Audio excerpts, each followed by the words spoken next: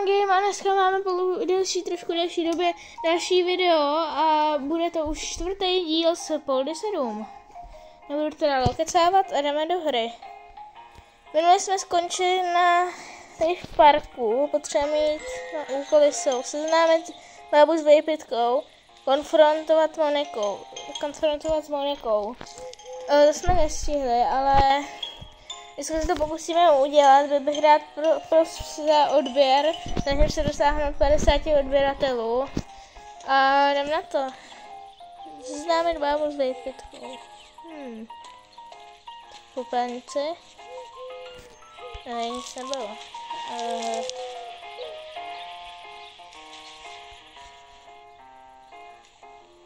Tady už jsme to namalovali. Krásně to, pan. Jo, tak se jdem zeptat. Ne, v popelnici ne, zeptat se ho. Kamaráde, mám dobrý zprávy. Paní Svonová zhubla do bikin. Jak se jí to povedlo? Moment, podívám se. No fakt jo. Vážně? Parádní kočka. A bude mě chtít? Už jsem ti to domluvil. Máš za ní zajít a pozvat jí na večeři. Aspoň se po té dietě pořádně nají. Už běžím. Už se řítím, má lásko. Hned jsem u tebe. Připomínám, že mezi dialogama nebudu mluvit. A jestli se tak můžete napsat do komentáře, jak chcete, aby byly dlouhý videa, já si to pokusím tak dělat. A je to, snad už bude od báby klid. Hlavička. Schválně, jdem zazvonit. Konfrontovat Moniku, Tak zazvoníme a uvidíme. Haló? Kdo je tam? Dobrý den, slečno Black. Mohl bych vás požádat? Ale jistě, nejste první. Prosím, buďte tak hodný a počkejte pod oknem. Ráda si s vámi promluvím. Pankráci, ty to s ženskýma opravdu dovedeš. Tak tohle šlo překvapivě dobře. Vy hnusní úchyláci, přestaňte mě už otravovat. Zapamatuj si tohle. Ale, slečno Moniko, počkejte. Vy mě křivdíte, já nejsem žádnej úchyl. No nic, tak co pak to tu máme? Hele, ponožka. Škoda, kalhotky bych asi zpeněžil líp. Já to věděla, ty hnusnej úchyle. Netykavka jedna vztahovačná. Tady nejsme na sídlišti Luník, tak se nějak chovejte. Vypadá, že jí došlo střelivo. Co to tady máme? To vypadá na nějaký vzorec, kterýmu nerozumím. Samý klikyháky. Snad si s tím pan Jumbo poradí. Ale tady dole to je trochu čitelný. V-Š-I-A-S. Možná nějaká vysoká škola, odkud ten vzorec pochází. Každopádně jdeme po správný stopě. Ta holka něco tají a zeptat se jí budu muset na řadu věcí. Byl bych fakt moc rád za odběr, protože všechno dělám na mobilu, všechno, střihy a tak. Poslední video jsem dělal asi hodinu stříhání jenom. Nic, vylákat Moniku Black. Monečina ponožka. Co to dělá tomu ptákovi? Šmarja, čověče, co to děláte tomu ptákovi? Se s ním hrajete nebo co? Neotrafuj, chleď si svýho. Tohle je zázrak moderní techniky. Špionážní cholup. Aha, ale nějak vám to nefunguje, co? Všechno nachrafa, ale potřebuji odeslat denní záznam na centrálu a nemůžu vytočit číslo. To nejde přes satelit. Používáme vytačené připojení. Aha, to je hezký závan retra. Nechápu, ale doma jsem to zkoušel a spojení šlápalo jako hodinky. Nevím, co se děje. No, tady nejste doma. Na jaký voláte číslo? 255 636. Ukažte, zkusím to sám.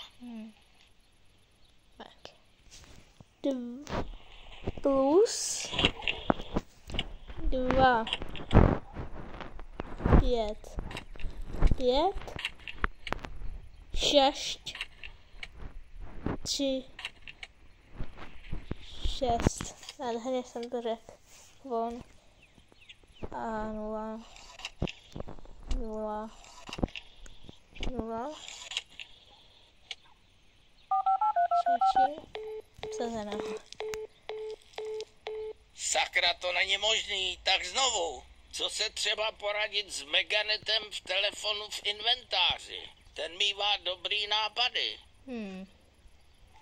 Jo, Tak bohužel mě to taky nejde. Nevadí, pokud vás něco napadne, klidně přijďte. takže do inventáře a je tady Meganet. Mrknem se, co nám Meganet řekne o Severní Koreji. OK, Meganet. Jak se dovolat do Severní Koreje? Výborně. Plus 8, 5, 0. Takže. Jak jste říkal to číslo? 255 636 Severní Korea. Tak ukažte, já to 3. ještě zkusím. 8, 5 plus 8, 5, 0, já to mám blbě, 2, 5, 5, 6, 3, 6. Pojď, to dáme. Jo, bude ono určitě. No a je to. Spojení už jede, holub vysílá. Díky moc, jste mě pomohl. Jinak bych se od nědu dostal v pracovní tábor. Vezměte moji kytara, třeba se vám bude chodit.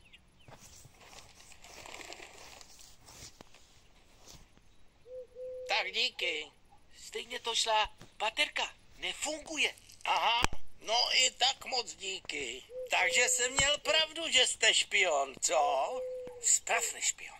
Drží zuby před jazykem. Takže nevím, ale vy jste nějak podezřívavý, co? No, jsem detektiv a potřebuju mluvit se slečnou Monikou. To asi všichni, ale ty jsi amatér. Nenapadl jak soustruhy v Disneylandu. Tomu nerozumím. Ta ženská je taky extrémně podezřívavá. Jakmile se něco děje před barákem, tak nevyle se. Proto se maskujeme. Dneska má něco v plánu a bude ven. Aha, takže když se někam schovám. Chytrá hlava, Monika vyle se a zjistíme, co má za lupem. No dobře, tak se schovám. Díky za radu. Schovat se. Nebo zamaskovat. Andílek bez hlavy.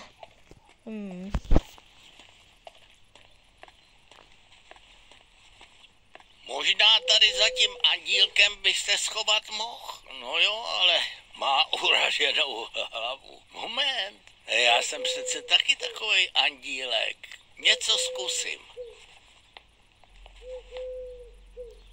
No to by šlo. Určitě vypadám krásně andělsky, ale ta moje růžová tvářička asi úplně neladí s tou šedou sochou, sakra. Takhle mě určitě pozná, to chce nápad. Snad něco vymyslím. Nápad. Se jednoduše řekne a udělá. Se namaluje něčím. Tady barvama. Dobrý den, potřeboval bych se trochu zamaskovat. Nemáte náhodou šedou barvu? Mám, ale nedám. Jsem smutný a maluji Paříž v dešti. A to bez šedé nejde. Tak namalujte Paříž v poledne a šedou nebudete potřebovat. Ne, ty mi nebudeš říkat, jak kreslit Paříž. Krucinál, to je ale blb. A zrovna mu tady ta šedá barva leží. Moment, mám nápad. Messie, jsem fanda do aut a tamhle to auto je krásný. Neudělal byste mi portrét? No proč ne? Ukaž ty. zbláznil ses? To bych radši viděl svou sestru s Angličanem, než kreslit německé auto. To už mi nikdy nenabízej tohle. Německé popelnice zásadně nekreslím. No, myslel jsem, že až se otočí na to auto, tak mu tu barvu seberu, ale bylo to moc rychlý. Chce ho to odlákat na díl.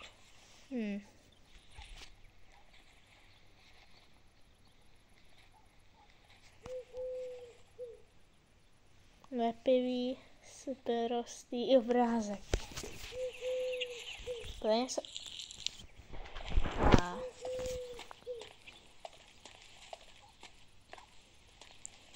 Tak to nepůjde. Vadí mi tu znak Mercedesu. Radši ho schovám, než ho nějaký vandal ukradne. Přilepíme sprostej obrázek. A máme auto chci říct, auto s typickou francouzskou elegancí. Jo, to je to malíře. Dobrý den, nenamaloval byste mě s támhletím autem? Ale určitě.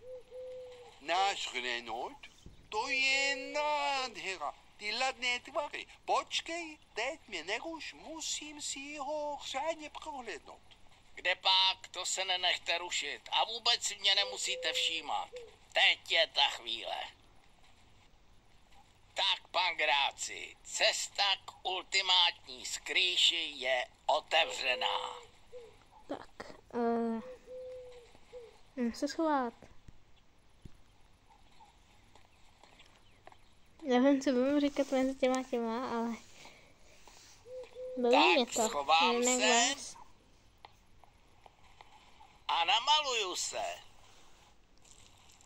To je ono, teď jsem úplně nenápadnej.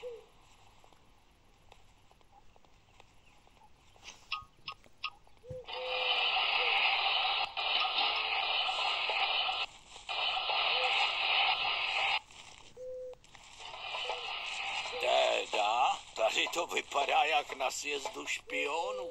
Vejpitka měl pravdu a vůbec to nebyl blázen. To si musím zapamatovat. A teď vzhůru za Monikou, ať nám neupláchne. Ta Monika je pěkně mazaná. Vzala to přes obchod s dámským spodním prádlem, čímž se třásla všechny pronásledovatele. Nezůstal jsem tam jenom já a tady kolega Holu. Ostatní pohořeli. Tak co tu máme? Firma Versáčko, svatostánek módy. Monika se vydává za módní blogerku, takže jsme na správném místě. Určitě bude vevnitř. Tak a tady bych to video ukončil. Příště bychom se mohli kouknout z tady do toho jiného parku a na obchod Versáčko. Tak tohle je kanál Tomagame, bych rád za odběr a čau.